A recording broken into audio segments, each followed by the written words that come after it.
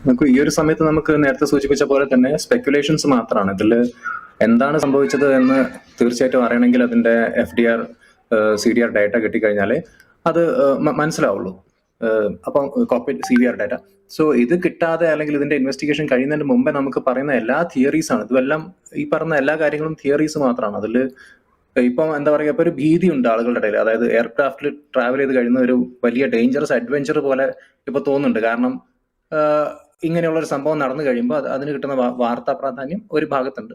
പിന്നെ ഇതുപോലത്തെ പല സ്പെക്കുലേഷൻസും വരുന്നുണ്ട്. അപ്പം അതുകൊണ്ട് പലർക്കും ഇപ്പൊ തോന്നുന്നുണ്ട്, കാരണം ഇതൊരു എയർ സേഫ്റ്റി ഒരു വലിയ കൺസേൺ ആണ്. എയർ സേഫ്റ്റി തീർച്ചയായിട്ടും കൺസേൺ ആണ്. പക്ഷെ നമ്മൾ സ്റ്റാറ്റിസ്റ്റിക്കലി നോക്കുകയാണെങ്കിൽ ഏവിയേഷൻ അല്ലെങ്കിൽ എന്താ പറയാ, ഈ എയർ ട്രാൻസ്പോർട്ട് എന്ന് പറയുന്നത് ഏറ്റവും സേഫസ്റ്റ് ആയിട്ടുള്ള ഒരു മോഡ് ഓഫ് ട്രാൻസ്പോർട്ട് തന്നെയാണ്.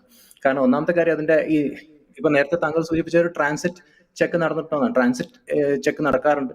തീർച്ചയായിട്ടും അവിടെ ഇൻസ്പെക്ഷൻ നടക്കാറുണ്ട്. എയർക്രാഫ്റ്റ് മെയിൻ്റെനൻസ് എഞ്ചിനീയേഴ്സും ഒക്കെ വന്നിട്ട് അതിന്റെ ഏവിയോണിക്സും അതിന്റെ മെക്കാനിക്കൽ ഹൈഡ്രോളിക്സ് എല്ലാം ചെക്ക് ചെയ്തിട്ടാണ് ഇതൊരു നോർമൽ പ്രൊസീജിയറാണ്. അപ്പൊ അതിന്റെ ലോഗ് ബുക്ക് എൻട്രി ഒക്കെ പരിശോധിക്കപ്പെടും എന്തായാലും.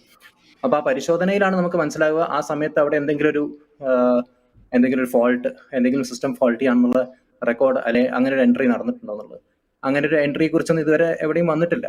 പിന്നെ മേഡേ കോൾ വന്നു, പക്ഷെ മേഡേ കോളിൽ എന്താണ് പൈലറ്റ് പറഞ്ഞത് എന്നും നമുക്കൊരു അതിനെക്കുറിച്ചൊരു ക്ലാരിറ്റി ഒന്നുമില്ല. പിന്നെ ഈ എയർക്രാഫ്റ്റിനെ സംബന്ധിച്ച് എയർക്രാഫ്റ്റ് എന്ന് പറയുന്നത് വളരെ എന്താ പറയാ ലെയേർഡ് എഞ്ചിനീയറിംഗ് സിസ്റ്റംസ് ആണല്ലോ. അപ്പോൾ ഒരു സിസ്റ്റം ഫെയിൽ ആയി കഴിഞ്ഞാൽ ടോട്ടലി ഔട്ട് ഓഫ് കൺട്രോൾ പോകില്ല. കാരണം ഒന്നല്ല, actually multiple sub systems fail ആയാൽ പോലും കൺട്രോൾ ചെയ്യാൻ സാധിക്കുന്ന ഒരു എന്താ പറയുക ഒരു ട്രാൻസ്പോർട്ട് മെക്കാനിസമാണ് എയർക്രാഫ്റ്റ്. അപ്പൊ അതിൽ ഇത്ര വലിയൊരു ഡിസാസ്റ്റർ ഉണ്ടായത് തീർച്ചയായിട്ടും അതിന്റെ ഒരു ഡീറ്റെയിൽഡ് ഇൻവെസ്റ്റിഗേഷൻ വന്നു കഴിഞ്ഞാലേ നമുക്ക് അതിനെക്കുറിച്ച് മനസ്സിലാക്കാൻ പറ്റുള്ളൂ. അപ്പൊ താങ്കൾ നേരത്തെ സൂചിപ്പിച്ച പോലെ തന്നെ ഇൻസ്പെക്ഷന്റെ കാര്യമാണെങ്കിൽ അതിൽ പ്രീ ഫ്ലൈറ്റ് ഇൻസ്പെക്ഷൻ, ഈ ട്രാൻസിറ്റ് ചെക്ക്, അതൊരു എന്താ പറയുക വാക്ക് അറൗണ്ട് ഇൻസ്പെക്ഷൻ ആണെങ്കിൽ ലീക്സ്, ലൂസ് പാനൽ, അല്ലെങ്കിൽ ലാൻഡിംഗ് ഗിയറിന്റെ cockpit, aviation functioning, oil check, ഇതെല്ലാം നടത്തിയിട്ടാണ് ഈ പറഞ്ഞ പോലെ എയർക്രാഫ്റ്റ് ടേക്ക് ഓഫ് ചെയ്യുക. പിന്നെ ഡെയിലി ചെക്സ് ഉണ്ട്, 48 hour ചെക്സ് ഉണ്ട്. അതിൽ എയർ ഫ്രെയിം, എഞ്ചിൻ, ഇതിന്റെ ഹൈഡ്രോളിക്സ് ഇതെല്ലാം ചെക്ക് ചെയ്യപ്പെടും. പിന്നെ A ചെക്ക്, B ചെക്ക്. അതായത് A ചെക്ക് എന്ന് പറയുന്നത് 4 മുതൽ ഒരു 6 ആഴ്ചയ്ക്കുള്ളിൽ അല്ലെങ്കിൽ ഒരു 1000 ഫ്ലൈങ് അവേഴ്സ് കഴിഞ്ഞാലുള്ള ചെക്കാണ്. B ചെക്ക് ഉണ്ടാവും. പിന്നെ അത് കഴിഞ്ഞാൽ പിന്നെ അതിന്റെ ഒരു അതായത് B ചെക്ക് എന്ന് പറഞ്ഞാൽ A ചെക്ക് ഇൻക്ലൂഡ് ചെയ്യുന്ന എല്ലാ കാര്യങ്ങളും പ്ലസ് അഡീഷണൽ ആയിട്ടുള്ള ഒരു ഡീപ്പർ സിസ്റ്റം ഫംഗ്ഷൻ ചെക്കാണ്. അത് കഴിഞ്ഞിട്ട് C ചെക്ക്, അതിന്റെ ബേസ് ചെക്കാണ്. ബേസിക്കലി എന്താ പറയുക, ഒരു 6000 to 8000 ഫ്ലൈറ്റ് അവേഴ്സ് കഴിഞ്ഞാലാണ് നടക്കുക. പിന്നെ ഒരു D ചെക്ക് ഉണ്ട്, ഹെവി ഇൻസ്പെക്ഷൻ. അതിൽ സ്ട്രക്ചറൽ കോമ്പണൻസ് ഇതെല്ലാം പരിശോധിക്കപ്പെടും. അപ്പം ഒരു എയർക്രാഫ്റ്റിനെ സംബന്ധിച്ച് ഒരു റെഗുലർ മെയിൻ്റെനൻസിലൂടെ പോയിക്കൊണ്ടിരിക്കുന്ന ഒരു എന്താ പറയുക ഒരു വാഹനമാണ്.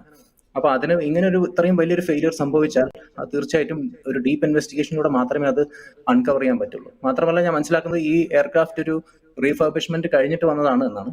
അപ്പൊ അതുമായി ബന്ധപ്പെട്ടുള്ള ഇൻവെസ്റ്റിഗേഷൻ നടക്കും. അപ്പോൾ ഒരു ഭാഗത്ത് എയർക്രാഫ്റ്റിന്റെ മെയിൻ്റെനൻസ് ലോഗ് പരിശോധിക്കണം, മറുഭാഗത്ത് ഈ പൈലറ്റ് എൻട്രീസ്, ഇതിന് മുമ്പുള്ള ജേർണി ലോഗ് ഒക്കെ എടുത്തു നോക്കിയാൽ അതിൽ പൈലറ്റ് എൻട്രീസ് എന്തൊക്കെയാണ്, അവിടെ എന്തെങ്കിലും ഒരു സിസ്റ്റം ഫംഗ്ഷനിങ്ങിന്റെ ഫെയിലിയർ റെക്കോർഡ് ചെയ്യപ്പെട്ടിട്ടുണ്ടോ, അത് ഫിക്സ് ചെയ്യപ്പെട്ടിട്ടുണ്ടോ, അതിനുശേഷം എന്തെങ്കിലും അങ്ങനത്തെ റിപ്പീറ്റഡ് ആയിട്ടുള്ള എന്തെങ്കിലും കാര്യങ്ങൾ വരുന്നുണ്ടോ, അതൊക്കെ ചെക്ക് ചെയ്യപ്പെടണം. പക്ഷെ ഞാനിവിടെ CCTV വിഷ്വൽസ് മാത്രം വെച്ച് നോക്കുകയാണെങ്കിൽ നമുക്ക് പ്രഡിക്ട് ചെയ്യാൻ പറ്റുന്ന അല്ലെങ്കിൽ ഒന്ന് അസ്യൂം ചെയ്യാൻ പറ്റുന്ന ചില കാര്യങ്ങളുണ്ട്.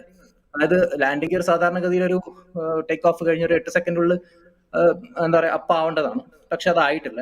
മാത്രമല്ല ഫ്ലാപ്സും എന്താ പറയുക ഒരു ഫ്ലാപ്സിന്റെ പൊസിഷൻ നമ്മൾ നോക്കുകയാണെങ്കിൽ നമുക്ക് ഈ CCTVയിൽ എഞ്ചിൻ വളരെ ക്ലിയർ ആയിട്ട് കാണുന്നുണ്ട്.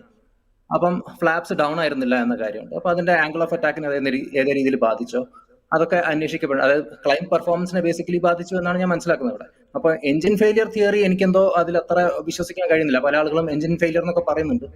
അതിന്റെ ചാൻസ് കുറവാണ്. കാരണം ഒന്നുകിൽ 2 എഞ്ചിനും ഒരേ സമയത്ത് ഫെയിൽ ആയി കാണണം, അല്ല എങ്കിൽ ഒരു എഞ്ചിൻ ഫെയിൽ ആയി കഴിഞ്ഞാൽ അതിന്റെ അതിനെ ബാധിക്കും. കാരണം ഒരു എഞ്ചിൻ ഫെയിൽ ആയി മറ്റൊരു എഞ്ചിൻ ഫംഗ്ഷനിങ് ആവുന്ന ടൈമിൽ ഒരു ചെറിയ ടർബുലൻസ് അല്ലെങ്കിൽ അതിന്റെ നമുക്ക് കാണുമ്പോൾ തന്നെ മനസ്സിലാവും. പക്ഷെ അങ്ങനത്തെ ഒരു സംഭവം തോന്നിയിട്ടില്ല. കാരണം ഈ എയർക്രാഫ്റ്റ് പ്രോപ്പർലി എന്താ പറയാ ഒരു ടർബുലൻസ് ഒന്നും ഇല്ലാത്ത രീതിയിലാണ് പോകുന്നത്. പിന്നെ നേരെ വന്നിട്ട് ക്രാഷ് ചെയ്യാണ്.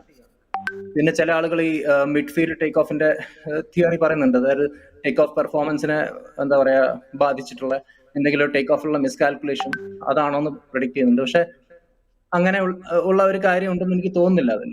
കാരണം ഈ എക്സ്പീരിയൻസ്ഡ് ആയിട്ടുള്ള പൈലറ്റ് ആണ് ബേസിക്കലി ഇയാള്. അതിന്റെ പൈലറ്റ് കമാൻഡർ. എനിക്കൊന്ന് 8000+ ഫ്ലൈറ്റ് അവേഴ്സ് ഉണ്ട് പുള്ളി.